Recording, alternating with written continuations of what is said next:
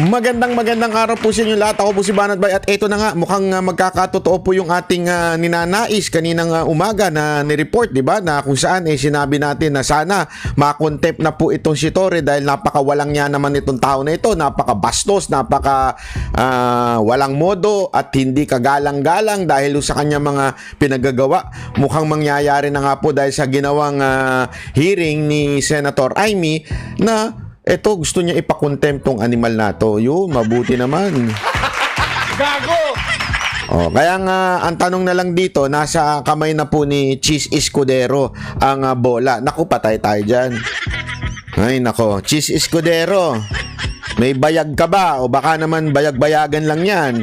Kawawa naman si Heart Evangelista pagagayaan ng ano mo. Hindi, alam mo mga kababayan, ito, diretsuhan tayo. Gusto ko lang sabihin sa inyo ito. Alam mo mga kababayan, ngayong pagkakataon na ito, maging mapagmatsyag po tayo. Bakit to kanyo? Dito talaga naglalabasan yung mga may prinsipyo at saka yung mga walahong prinsipyo ng mga politiko. In fairness kay Senator Amy, marami sa atin ang nagsasabi na, naku, baka mamaya pakitang tao lang yan, baka ganito lang yan. Uy, mukhang mukhang iba ang direksyon ni Senator Amy. Talagang tinutumbok niya kung sino may kasalanan. At medyo maganda po yung nangyayari. Kaya nga, wag ho naman natin kagad kontrahin. Kasi marami ho sa atin na dala ng ating emosyon, dala ng ating galit. Kasama na rin po ako dyan. Lahat to binabanata natin na kalaban. Diba ho? Minsan we have to win them. Kaya nga marami ho tayong pinipresenta dito na maaaring makatulong po sa mga Duterte sa Senado. At ito nga po si Senator Amy, baka isa na ho siya na makatulong. Again, I am not endorsing her o kinakampanya ko siya, pero tulad nga ng nakasulat sa channel na ito at ang tema ng Banateros, pag tama palakpakan, pag mali banatan. Tama po yung ginagawa ni Senator Amy ngayon, na binubulgar niya talaga ang kawalangyaan at kagaguhan ng gobyernong ito. Nakakatuwa sa parte na yan. At ito na nga, isa sa mga gagawin niya, ipapasubpina na niya ho. At nasa kamay na ho ni Escudero. Ano kayang gagawin ni Escudero? Ayan ang update. Sana bago ma-upload itong video na ito ay may gawin na si Escudero. Ito ho yung video. Ito na yung conclusion niya after ng hearing. Pero mamaya i-discuss natin yung buong hearing kasi ang dami niyang ni-reveal dyan. Ang dami niyang ni-reveal. Kasama na po dyan na ni-reveal niya na asa na ang mga Marcos. Alam mo, nagulat ako dun Nagulat ako dun. Pero mamaya pag-usapan natin yan. At ito yung kanyang interview after the hearing. Itong pangalawang hearing. Panoorin po natin. Ang ganda na sinabi niya dito. Ma'am, yung subpoena for cabinet... Uy, okay lang. Yes, marami pong subpoena. Tulad ng sinabi ko kanina, kung ang sigaw ng taong bayan para kay dating Pangulo, Presidente Duterte, ay bring him home, ang sigaw ko naman sa ehekutibo, bring them here. Yun, palakpakan. Para may testigo tayo at maliwanagan. Ayan, kung ang sigaw daw ng taong bayan, bring him home. Meron tayo niyan, di ba? Meron tayong sumblelo niyan. Kung yan ang sigaw ng taong bayan, bring him home. Ang sigaw naman ng mga senador ay bring them here. Bakit? Mga duwag, walang mga bayag. That's the truth. Takot, may tinatago, duwag. Yan o ang katotohanan. Nagtatago sila sa kanilang mga boss nila na si Bersamin at saka si Marcos. Kaya naku po, iyan na diretso ang sinabi, bring them here. Yung palakpakan. Mga tao, napakarami pong tanong. Ngayon, dala-dala ko ang iba't ibang subpoena. Pagkahaba-haba po ito, hindi naman siguro covered ang bawat pulis ng executive privilege. Mamaya papaliwanag yan. Yung executive privilege, hindi po cover ang pulis dyan. Secretary lang po dapat yan. And yet, nag-absent si Marbil. Di ba? Marbil, may mga chismis sa'yo. Hindi ako naniniwala doon sa mga chismis na yun. Pero this time, mukhang totoo. Hindi. May mga chismis sa'yo, Marbil Sa'yo, Torre, isa ka pa. Kasama ka dito. Jing Fajardo na isang napakalabong tao. O, di ba? Sama-sama kayo, pag-umpugin daw kayo ni Senator Amy. O, antay natin kung ano mangyayari. Ang subjudice, andito yung mga sabina para kina Jean Fajardo, General Nick De Loso Torre, ang ating mga sekretary, Special Envoy Marcos Lacanilao. Ang dami po ang dami-daming hindi sumipot, kaya hindi tayo makausad sa atin. Andito rin si General Marbil, ang dami pong sabina. Ang problema ko, talagang kinakailangan pirmahan ito. Dalawa ang pinadala ko kay Senate President Cheese Escudero. Pero nung Lunes pa inaantay ko, hindi pa lumalabas. Ngayon magpapadala ako muli. Sana naman pirmahan at Nako. lumabas na itong sabina. So ayan, malinaw ho mga kababayan ha. Hindi pa po pinipiro. Nako, Cheese Escudero. Nako. Mukha atang talagang totoo yung sinasabi ng mga taong bayan ngayon na isa kang tagahawak ng red, ba yun? Red wine ba yung binabanata niya o champagne? Champagne ni Madam Lisa. Mukhang naging literal na ikaw ay talagang isang tuta ng presidente. Hindi nga presidente. Tuta ni Lisa Marcos Patunayan mo na hindi ka tuta ni Lisa Marcos. Pirmahan mo yan. Kasi nasa iyo na yan Kasi kung hindi mo pinirmahan yan, dyan pa lang sinasabi na you are not independent. Pero pag pinirmahan mo yan, papalakpakan ka ng taong bayan. Pero pag hindi mo pinirmahan yan, sisiguraduhin ko sa'yo, lahat ng taong bayan sasabihan ka na tuta ka ni Lisa Marcos. Gago! Kaya pirmahan mo yan. Hindi pwedeng itenga-tenga mo lang yan. Ano ka, walang bayag? Hindi yung totoo. Wag na tayo magbulahan dito. Wag na tayo magpagandahan ng lengguwahe dito. Pag hindi mo pinirmahan yan, wala kang bayag. Ganun lang kasimple ho yun, di ba?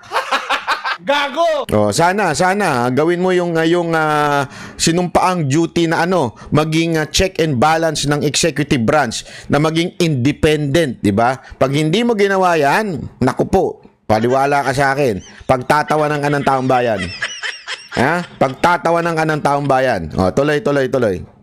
Ang pinadala ko kay Senate President Cheese Escudero.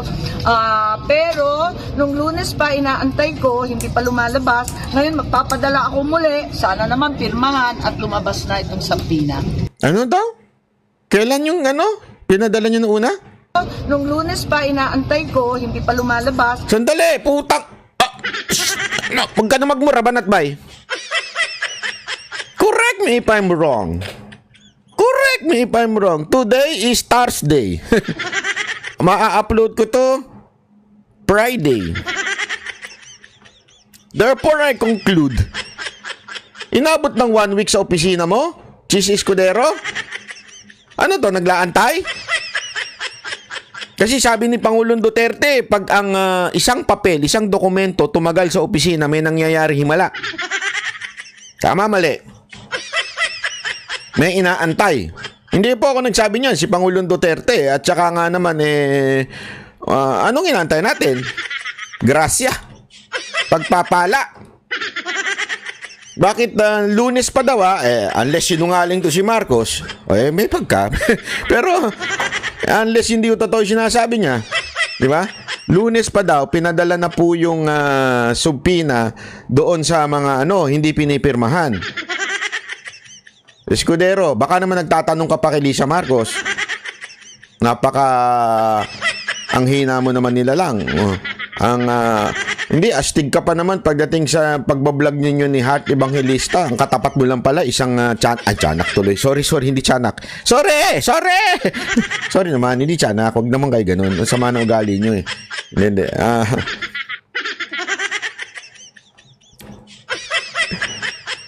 Bakit? Anong arigluhan dyan? Anong arrangement ninyo? Bakit hindi mo pa pinirmahan nung Lunes? Hindi ako nagtatanong lang ako, bakit hindi mo pa pinirmahan nung Lunes? Talaga bang alalay ka lang ni Lisa Marcos? Lunes pa daw sabi ni Senator Amy. Ulitin natin sa bahagi na to. Lunes pa daw. Ang pinadala ko kay Senate President Cheese Escudero. Pero, nung Lunes pa, inaantay ko, hindi pa lumalabas. Ngayon, magpapadala ako muli. Oh. So, ibig sabihin ng muli is same yung pinadala. Kaya nga magpapadala daw siya muli. O, di ba? O, Sana naman pirmahan at lumabas na itong sampina. O, sana naman pirmahan. O, nako, patay ka. Walang niya ka. Pag hindi mo yan na pinirmahan, talagang balalay ka. O, di ba? O, sige. O, tuloy natin. Kami ang boses ng masa, hindi natatakot. Katotohanan lang, di kami nalulunod. Walang bahid ng sismis, lahat ay totoo. Kahit sino ka pa, pag mali ka babanatan ka. Walang pinipili kulay, wala kaming kinikilingan. Basta para sa bayan, kami lalaban. Pag tama palapakan, pag mali banatan. Di matitinag, di matatakot, para sa bayan tuloy ang sigaw. Sa harap ng kamera, walang halong takot.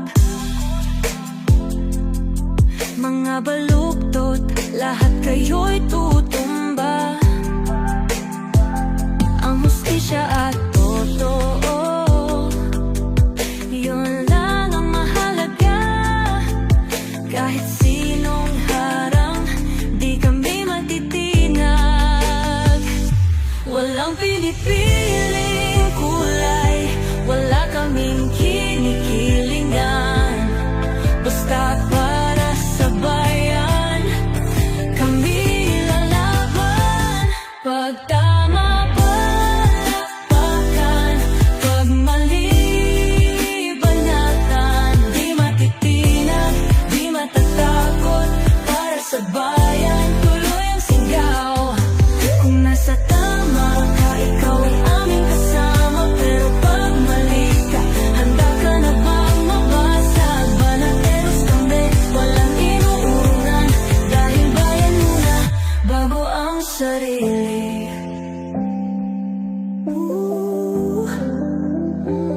Bago ang sarili.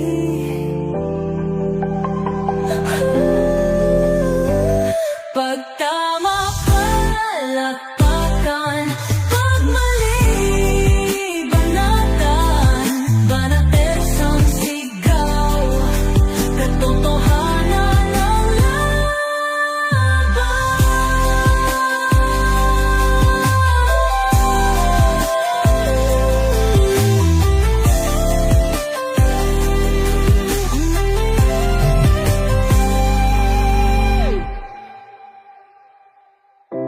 Sa harap ng kamera, walang